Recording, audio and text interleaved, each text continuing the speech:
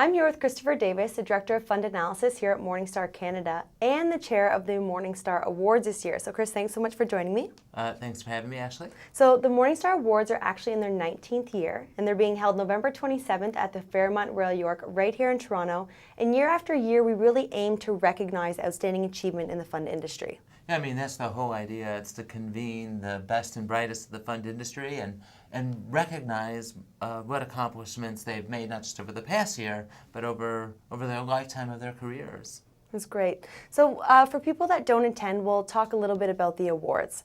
One category of awards is the Morningstar Awards, and they are Domestic Equity Fund Manager of the Year, Foreign Equity Fund Manager of the Year, Fixed Income Fund Manager of the Year, ETF Provider of the Year, and Analyst Choice Fund Company of the Year. So Chris, are those the only awards that are handpicked by Morningstar analysts? Yeah, those pretty much are. Most of the awards are actually the result of a jury process.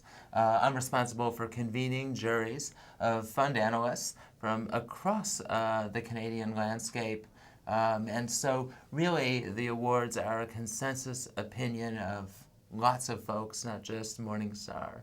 And so I think that's maybe something that goes under-remarked or is misunderstood, if you could say. Yeah, I remember at the end of the award ceremony last year, we had a lot of questions. Who picks the awards? Is it all Morningstar? So I do think it's important to note that there's a jury involved. Yeah, and each juror votes independently. We all convene and discuss each other's nominations, but at the end of the day, each juror picks who they want to win in each category. Okay. So outside of the Morningstar Awards, we also have awards for mutual funds, pooled funds, hedge funds, submission-based awards, and ETF awards. So Chris, why don't you give us some examples of awards that will be handed out this year? Well, you have funds like the Best Canadian Balanced Fund, for instance, the Best Fund of Funds. In the hedge fund arena, we're going to be rewarding Best Opportunistic Hedge Fund, for example. Oh, that's great. And we're also adding 2 new ETFs this year, and they are Specialty Equity ETF and Specialty Fixed Income ETF.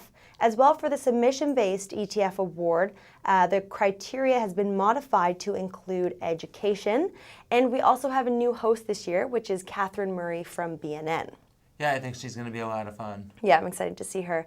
So it's your first year chairing the event, so what are you most excited for? Well, I think I'm really excited, for one, to see the best and brightest fund managers rewarded for serving long-term investors, for one. Mm-hmm. For two, this is kind of, at least for me, like going to the Oscars or the Toronto International Film Festival, but it's all filled with investment people, so I'm excited about that.